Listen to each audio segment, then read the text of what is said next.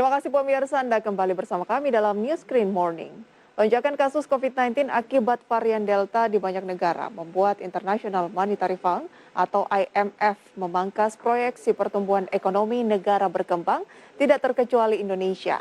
IMF memproyeksi ekonomi Indonesia pada 2021 hanya akan tumbuh di angka 3,9%.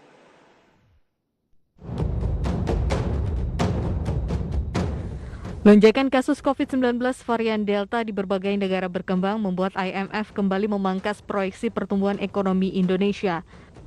IMF memperkirakan ekonomi Indonesia hanya akan tumbuh 3,9% pada 2021, namun pada 2022 diperkirakan akan bisa tumbuh 5,9%. Proyeksi tersebut turun 0,4% dari proyeksi April 2021 yang sebesar 4,3%. Chief Economist IMF Gita Gopinath menjelaskan pada proyeksi bulan Juli, pemulihan ekonomi global masih terus berlanjut.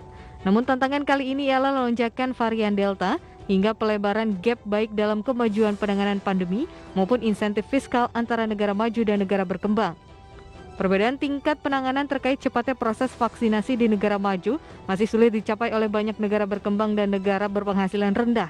Hampir 40% populasi di negara maju telah sepenuhnya divaksinasi dibandingkan dengan 11% di negara berkembang atau yang berpenghasilan rendah. Hal ini yang masih harus diperhatikan sehingga penurunan proyeksi pertumbuhan ekonomi di negara berkembang seperti Indonesia tak bisa dihindari. For emerging Asia, several of the countries there, including India, come because of the Delta variant and the rising number of cases that we're seeing in many parts of the world, including in Indonesia and Malaysia. In the US, we're seeing cases going up again. So that is an important concern.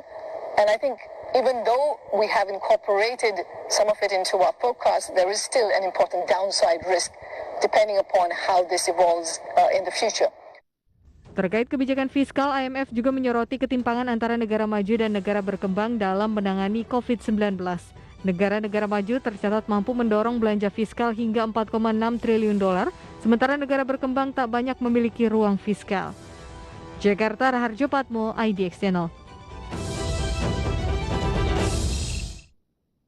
Beralih ke Kepala Badan Kebijakan Fiskal Kementerian Keuangan, Febrio Nathan Kacaribu angkat bicara terkait IMF yang memangkas pertumbuhan ekonomi Indonesia tahun 2021 di angka 3,9%. Febrio menyatakan meski proyeksi ekonomi Republik Indonesia dipangkas oleh IMF, namun angka 3,9% masih dalam rentang proyeksi yang telah diumumkan Kementerian Keuangan pada awal PPKM level 4. Kementerian Keuangan sendiri memproyeksikan angka pertumbuhan ekonomi di tahun ini berada pada 3,7 hingga 4,5%. Di sisi lain, Febrio menekankan dalam proyeksi tersebut juga disebutkan pemulihan ekonomi global terjadi secara tidak merata disebabkan oleh perbedaan situasi pandemi COVID-19, kecepatan vaksinasi, dan dukungan stimulus ekonomi. Tahu bahwa itu akan terkoreksi, namun kita berharap agar PPKM darurat ini menyelamatkan masyarakat kita dan bisa secara efektif kita lakukan sehingga dampaknya terhadap perekonomian juga bisa relatif terkontrol. Saat ini outlook terkini yang kita pakai adalah 3,7 sampai 4,5% untuk pertumbuhan seluruh tahun 2021. Ingat ini kita tinggal 2 kuartal lagi, jadi 1 semester lagi. Kita berharap masih bisa 3,7 sampai 4,5%.